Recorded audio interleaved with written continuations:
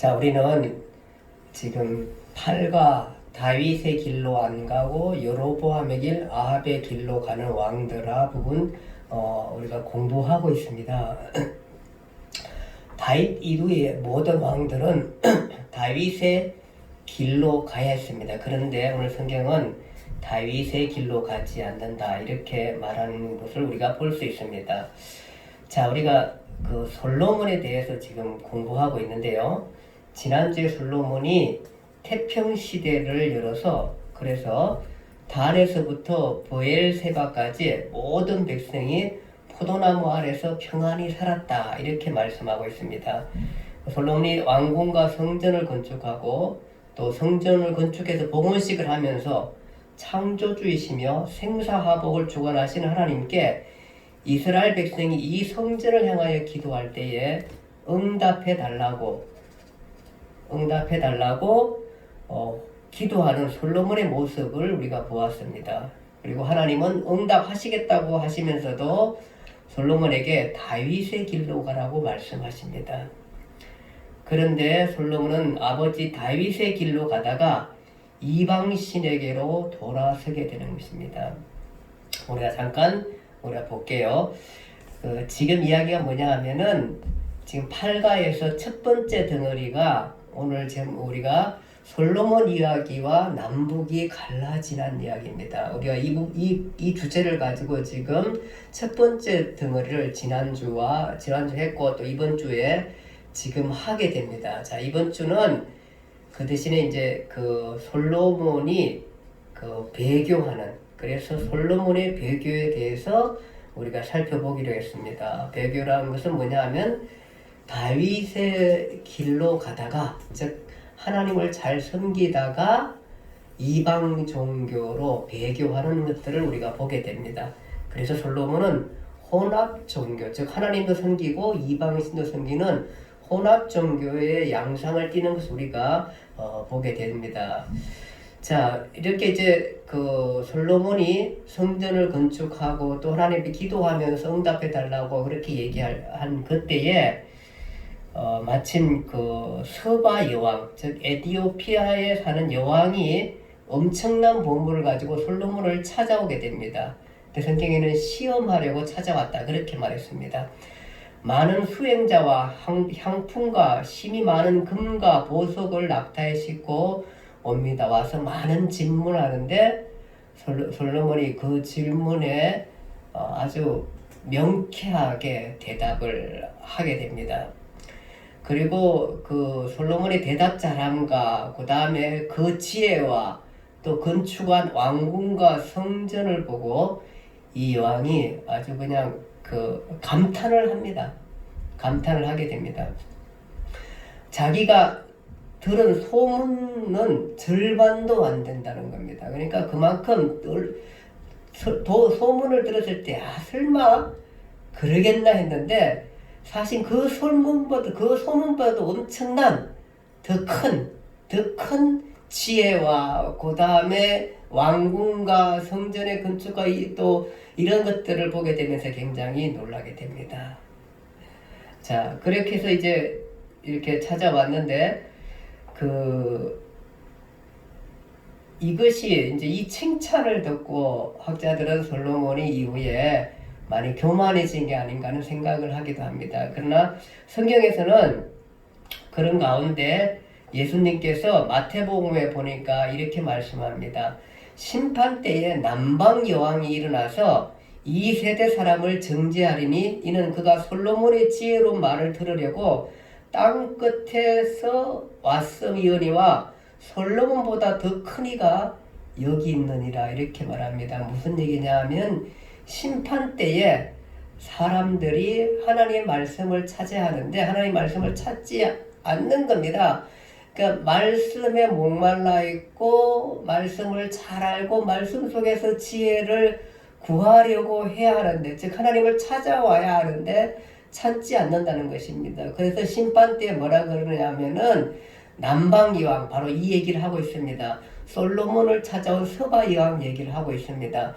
그 에티오피아에서 그 여왕이 찾아왔는데 낙타에다가 많은 금은 보화를 싣고 찾아온 이유가 뭐냐 하면은 솔로몬의 지혜를 듣겠다고, 솔로몬의 지혜를 배우겠다고 이렇게 그 멀리 2000km나 되는 그 거리, 요즘 같은 교통수단이 아닌 그런 가운데서도 많은 수하들을 데리고 솔로몬의 지혜를 얻겠다고 와는데, 왜 이 세대는 하나님의 말씀을 외면하고, 왜 내가 여기 와서 말씀을 전함에도 불구하고 찾아오지 않는다는 얘기입니다.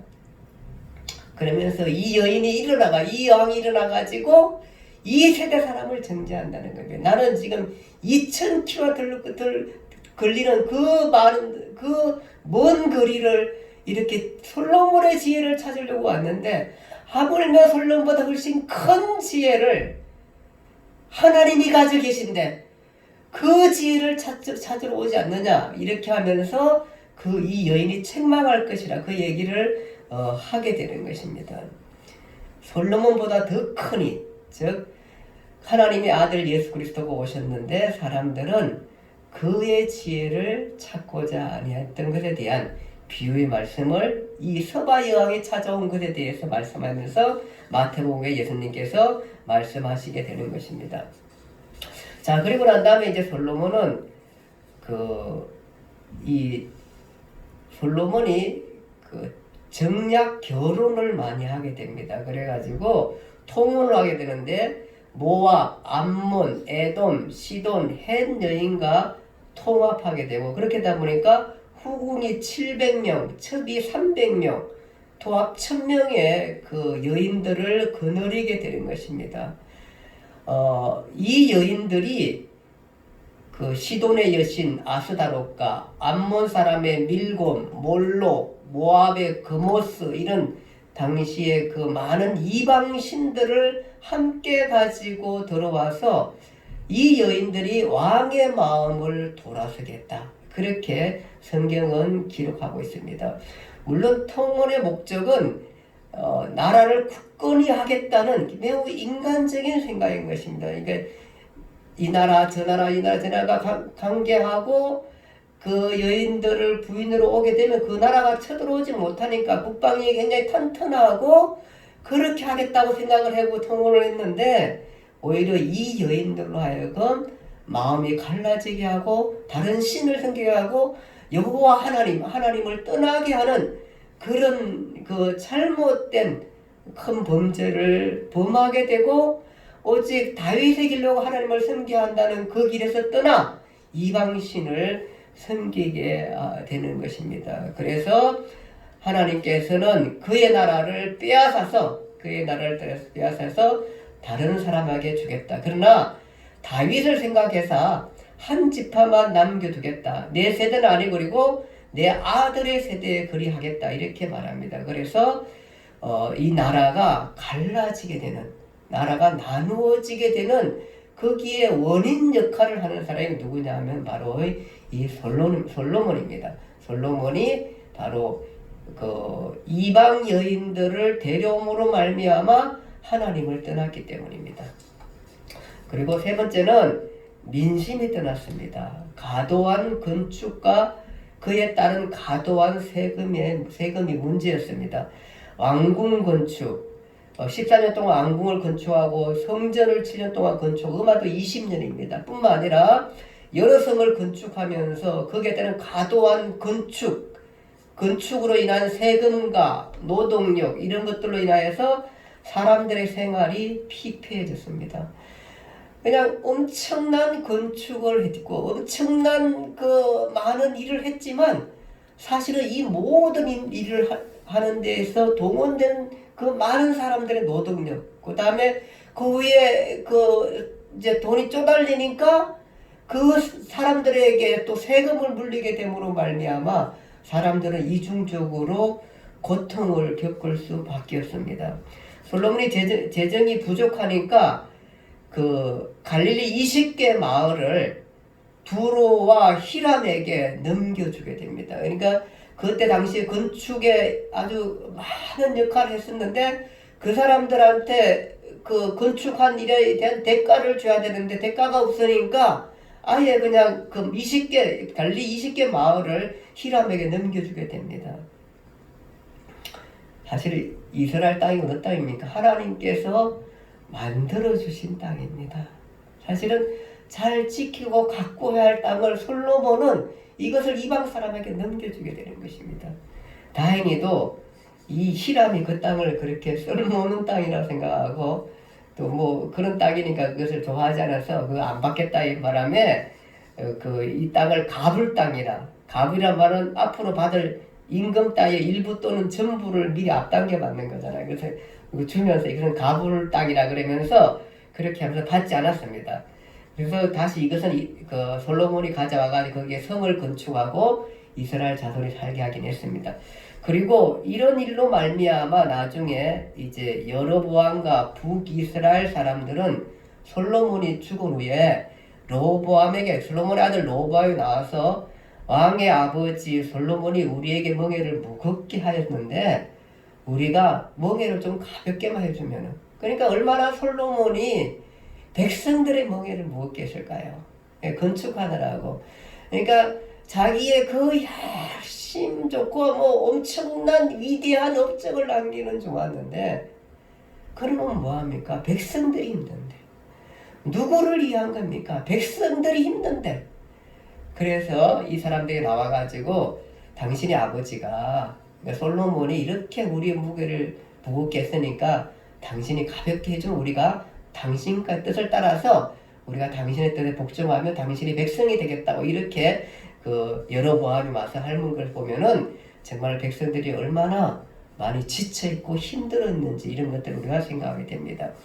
그러면서 이제 이 모든 일들은 솔로몬이 하나님을 섬기지 않고 이방 신을 섬김으로 말미암아 그 생활이 피폐하게 되고 백성들을 돌보지 않게 되고 첩의 마음이 떠나게 되버렸던 것입니다. 자, 이런 가운데 대적들이 일어나게 되는데 그 하닷이라는 사람이 일어나서 이 사람이 누구냐 하면은 다윗 왕 때에 영토를 최고 크게 확장했잖아요. 그때에 밑에 있는 그 에돔 지역을 쳤는데 다윗의 군대 장관 요압이 6개월을 머물면서 에돔의 남자들을 다 죽였습니다. 또 이 다윗보다 또 요압은 잔인하잖아요. 그때 하닷이라는 사람이 있었는데 그의 아버지 시나 몇몇과 이 에돔이 사람들이 다 죽어갈 때에, 요압에서 죽어갈 때에 몇몇 사람이 이집트로 도망가게 됩니다. 그래가지고 이집트 왕 애굽 왕에게 큰 은총을 받게 되고 이 하닷이라는 사람이 이집트 왕의 그 처제와 결혼을 하게 되는 것입니다. 그러니까 왕과 동서가 되는 거죠.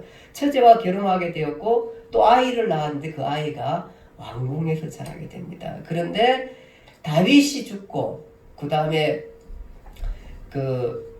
요압이 죽자 이 사람이 원수를 갖겠다고 자기의 애굽의 평안한 생활을 등지고 에돔으로 오게 돼가지고 이 사람이 계속해서 솔로몬의 그 정치 생활 동안 계속 반란을 일으키며 쳐들어가며 솔로몬을 많이 괴롭히게 됩니다.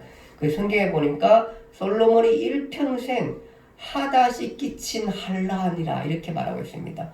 환란 외에 이렇게 얘기하는 거 보니까 이 하닷이 얼마나 이 솔로몬을 많이 괴롭혔는가 하는 내용은 기록은 없지만 이게 성경 말씀에 그렇게 기록한 거 보면서 솔로몬이 이 하닷 때문에 많이 힘들었겠다. 이것은 바로 뭐냐 하면은 솔로몬의 배교 때문에 나라가 흔들렸고 무리한 건축 때문에 재정이 바닥나고 민생이 피폐되고 그렇게 어렵게 되는 과도한 세금과 노동력으로 힘들어하는 민생을 돌보지 못했기 때문입니다.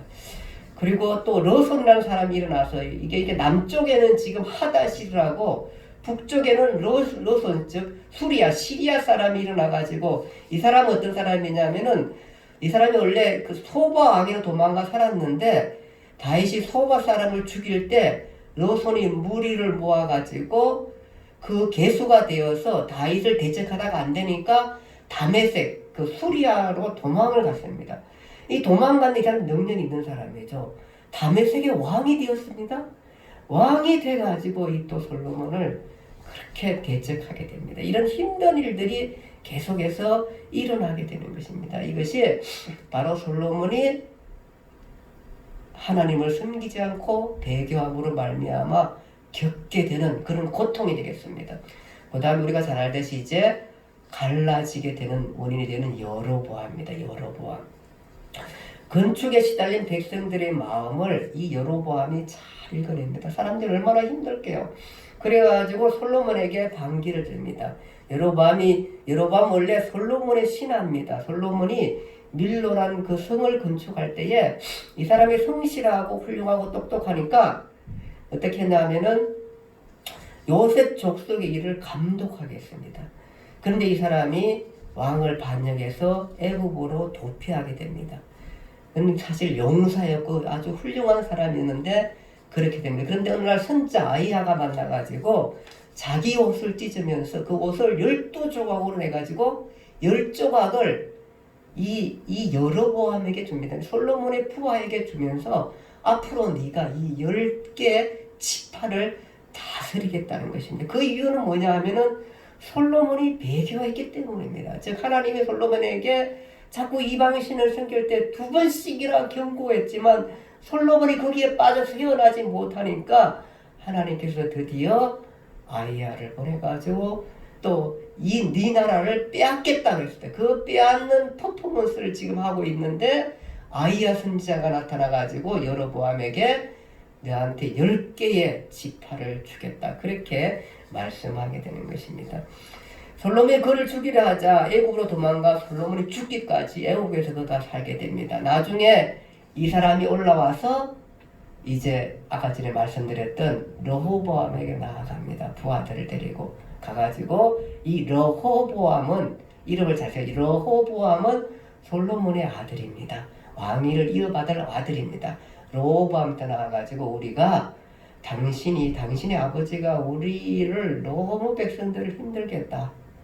그래서 당신이 정말 그 힘든 것들을 조금만 낮춰주고 무게를 그 짐을 좀 덜어주면은 우리가 당신을 왕으로 섬기겠다 이렇게 나가게 됩니다. 근데 르호보암은 이들의 말을 따르지 않게 됩니다. 그러자 이 솔로몬의 부하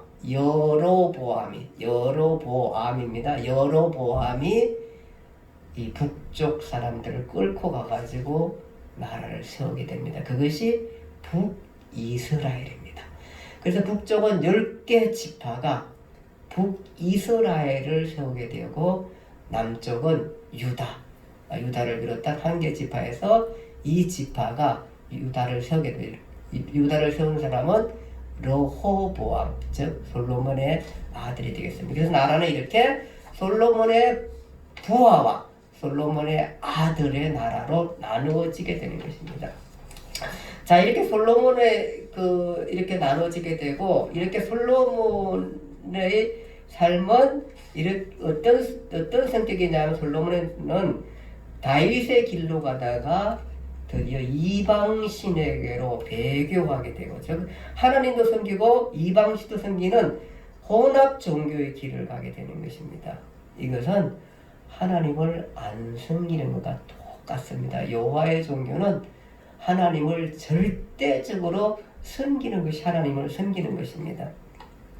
솔로몬이 어떤 사람입니까? 보니까 솔로몬은 처음에 성전을 지어놓고 이스라엘 하나님 여호와여 천지에 주와 같은 신이 없다고 말하는 사람입니다. 하나님이 참으로 사람과 함께 땅에 계시리까 하늘의 하늘들도 감당할 수 없는 분이십니다. 창조주이십니다. 당신은 이 온 땅을 온 우주를 창조하신 분입니다라고 고백한 사람이 솔로몬입니다. 그런가 하며 기도를 들으시고 죄를 사해 주시고 비를 내려주시고 재앙을 멈추게 하시고 악한 자를 정죄하시고 어려운 자에게 은혜를 갚으시는 하나님으로 믿고 기도하게 되는 모습을 볼 때 그는 여호와 하나님은 창조주시며 생사복을 주시는 하나님으로 그렇게 믿었습니다. 그의 신앙이 그랬습니다. 그런데 솔로몬이 바로의 딸 외에 이방의 많은 여인들을 사랑하고 모압, 암몬, 에돔, 시돈, 헷 여인과 통혼하고 그런 말하면 후궁이 700명, 첩이 300명 되는 이 여인들로 통해서 이 여인들이 왕의 마음을 돌아서게 해서 그리고 말년에 배교하게 되는 것입니다. 그 좋은 신앙을 잃어버렸습니다. 가당치도 않은 다른 신들을 섬기게 되었습니다. 이스라엘의 종교는 절대 하나님을 섬기하는 것, 다른 신을 용납하지 않는 것입니다. 내가 창조주고 내가 생사복을 주관하는데 내가 영생을 주는데 왜 다른 신을 섬기는 것입니다. 우상이 무엇입니까? 우상은 바로 형상을 만들어 신을 섬기고 훌륭한 사람이라고 신으로 섬기고 신비하다고 해서 신으로 섬기고 전통이라도 신을 섬기는 이 모든 것들은 다 우상인 것입니다. 하나님 외에 다른 모든 것들을 신성시하는 모든 것들은 다 우상입니다. 그 우상들은 마치 사냥꾼이 그 동물들을 사랑하듯이 이 모든 우상들은 우리의 영혼을 사랑하는 것들입니다.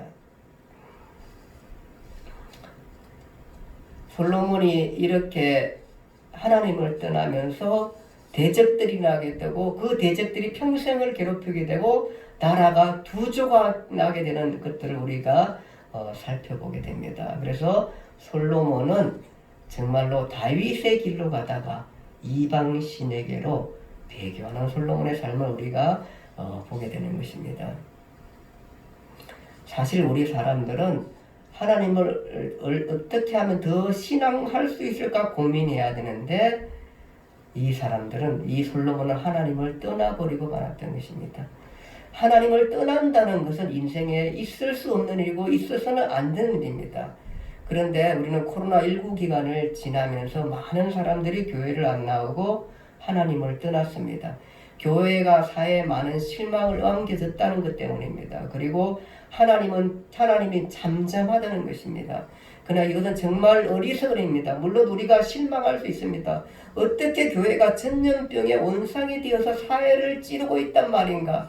왜 하나님은 이 전염병의 아우성에서 잠잠하고 계시단 말인가? 이런 생각 혹시 하실 수 있다고 생각합니다. 그러나 그것은 잘못된 생각이십니다. 그것은 잘못 알고 있는 것입니다. 우리가 갖고 있는 한계 속에서 나오는 얘기인 것입니다. 하나님은 잠잠한 것이 아니라 그가 만든 질서 속에서 심판하시며 그동안 교만한 삶, 무절제한 삶, 무한한 인간의 욕망 이런 것들을 돌아보라고 하는 것이 바로 하나님의 손톱만한 심판의 일부를 우리가 갖고 있는지도 모르겠습니다. 우리에게 하나님은 기다리고 절제하고 배려하고 나누라고 이렇게 한 것인지도 모릅니다. 오히려 사람만 알고 즐거움만 알고 쾌락만 알고 삶을 사람들에게 사람이 아니라 하나님을 가까이 하라고 이렇게 우리를 심판하고 계신지도 모릅니다. 하나님은 우리는 하나님을 떠나서는 살 수 없습니다. 물을 떠난 고기가 살 수 없듯이 하나님을 떠난 인생은 영생을 얻을 수 없는 것입니다. 하나님은 우리로 하여금 이런 어려운 기간을 통해서 오히려 우리를 돌아보게 하고 우리의 무절제한 삶, 무한한 욕망의 삶 이런 것들을 돌아보게 하는 또 교만한 삶을 돌아보게 하는 그런 시기가 아닌가 하는 생각을 하게 되는 것입니다. 이 시기야말로 오히려 하나님을 가까이 하고 삶을 잘 살피는 시기가 되어야 되지 않을까 하는 생각을 하게 되고 절제하고 배려하고 나누고 기다릴 수 있는 그런 삶을 살아야 하는 게 아닌가 생각을 하게 됩니다. 오직 우리에게는 하나님과 친밀하게 지낼 때 참다운 인생, 인간다운 인생이 있다는 것을 우리는 알 수 있습니다. 그 인생을 여러분과 제가 살 때에 우리의 인생이 영원하고 행복할 수 있다. 이 말씀을 생각하면서 우리가 솔로몬의 배교를 통해서 배울 수 있는 것들을 우리가 한번 생각하면서 다시 우리 신앙을 다짐할 수 있는 여러분과 제 모습이 되기를 간절히 바랍니다. 기도하겠습니다. 하나님 아버지 은혜와 사랑을 감사합니다. 오늘 우리가 솔로몬을 살펴보게 됩니다. 솔로몬이 배교하는 장면을 우리가 보게 됩니다. 정말 그는 하나님을 처음에 잘 신앙했습니다. 그런데 후에 나중에 그 통언으로 말미암아 그의 마음이 흔들렸고 하나님에게서 이방신에게로 돌아서는 장면을 보게 됩니다. 그러면서 그는 하나님도 섬기고 이방신도 섬기는 잘못된 길을 가게 되고 그 일로 말미암아 그의 나라는 이제 그의 든든한 나라는 빼앗기게 되고 흔들리게 되는 모습들을 우리가 보게 됩니다. 하나님 아버지, 우리 인생에도 우리도 여러 가지 시험을 만날 수 있습니다. 특별히 코로나 기간에 많은 사람들이 하나님에 대해서 찾지 못하고 또 절망하며 하나님을 떠나고 이런 것들을 볼 수 있는데 오히려 이때가 우리가 하나님 앞에 우리의 삶을 살피며 우리의 교만한 삶, 우리의 풍족한 삶, 우리의 그 쾌락주의적인 삶 이런 것들을 돌아보면서 또 우리가 사람만 사랑했던 것들을 돌아보면서 얼마나 우리가 하나님으로부터 멀어졌는지를 생각하며 하나님을 다시 찾고 또 신앙을 찾는 그리간 계기가 될 수 있기를 원하고 오직 우리에게 하나님만이 우리의 진정한 삶이고 인간다운 삶이고 참다운 행복을 주시고 영원한 행복을 주시는 분이라는 것들을 믿고 우리의 신앙을 더 정진해 갈 수 있는 우리의 모습이 되게 해 주시옵소서. 예수님 이름으로 기도드립니다. 아멘.